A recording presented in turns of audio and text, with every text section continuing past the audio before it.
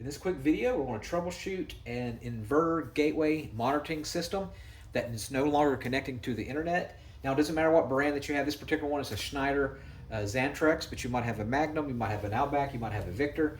There's multiple different ones that they make.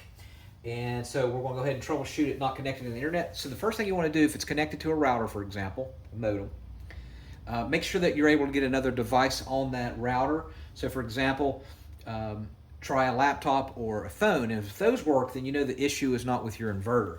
All right. So and then you'll need to troubleshoot your router. I'd highly recommend you unplugging it from the wall. But what you can do is unplug everything next. We're going to unplug everything from the wall, no power. We're going to let it sit now for a good 15 minutes. And then what we're going to do is we're going to plug everything back in. All right. And then see if it works. You're going to find that a lot of times that will fix the issue just by doing that. Now, next thing what I want you to do is check the Ethernet cord, the HDMI cord that it's hooked up with. Make sure everything is tight from the inverter to the router. All right, and a lot of times they become loose. If you have the option to put the cord, HDMI cord, into another port, sometimes they'll have more than one, go ahead and do that. Try a different port, see if that will work. If that doesn't work, try replacing your cord. See if you have another HDMI cord laying around. A lot of times these break really easy, especially like in RVs and different settings like that. And then see if that works. A lot of times you're going to find that that will actually fix the issue if you're not getting internet. All right, next thing what I want you to do is reset.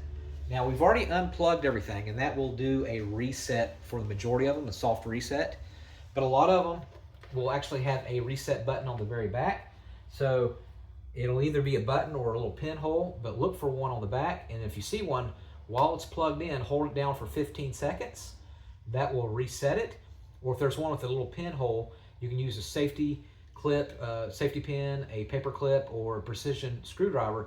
And you're going to hold down in that little hole for 15 seconds. Don't let go. And then let go. And then see if that will fix your issue. A lot of times that will fix your issue.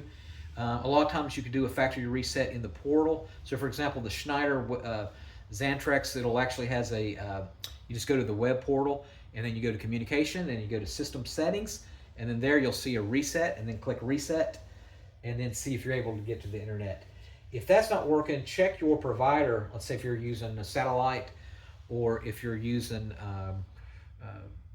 Spectrum or a system, and check and see if there's an outage, because a lot of times there will be an outage. Call the 1-800 number and see if you can get it remedied that way, because if you're able to try all that out, most likely it's the provider, system provider.